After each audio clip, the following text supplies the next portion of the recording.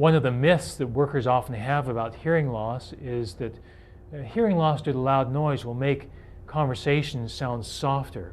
And that's not necessarily the case. The telltale complaint of a noise-induced hearing loss is, I can hear you just fine, but it's just not clear. The words are distorted. Noise exposure typically causes a hearing loss in the high frequencies of the hearing range. Now, in speech and conversation, the high frequencies consist of sounds like s, k, t, f, ch, p, k. These high frequency sounds occur typically as the consonants in speech and conversation.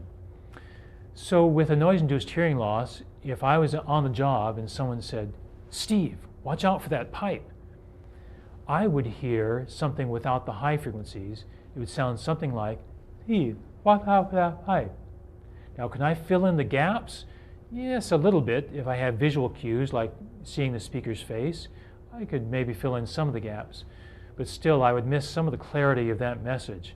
Or if I can't see the speaker's face, or perhaps I'm talking on the telephone and can't see the speaker, or he's turned around with his face facing another direction.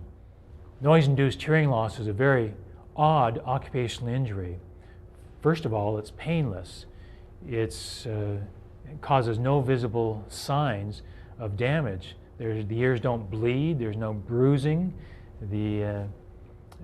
From the outside, it's hard to tell that someone has a hearing loss. You want to see what it looks like when the ear is completely wiped out by loud noise. It just looks normal on the outside.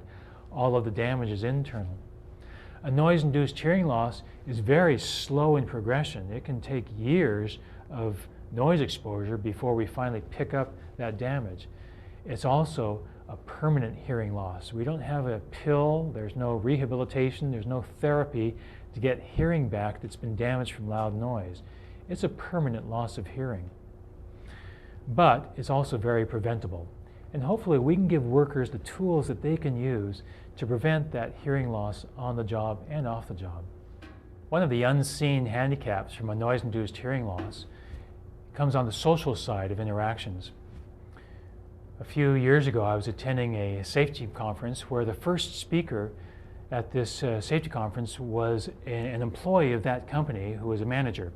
He had a noise-induced hearing loss and spoke for just 10 minutes from the heart, no script at all. He simply told what it was like to have a hearing loss. He said, "It's very easy to get along just fine on the job with my hearing loss. I've been working with the same people for several years. It's a very limited vocabulary that we use on the job. I can fairly well predict what's going to be said. I can fill in the gaps when I miss something with my hearing loss on the job. But if you put me in a social setting where I don't know the speaker or I don't know the topic of conversation, I'm lost." And this is the story he told.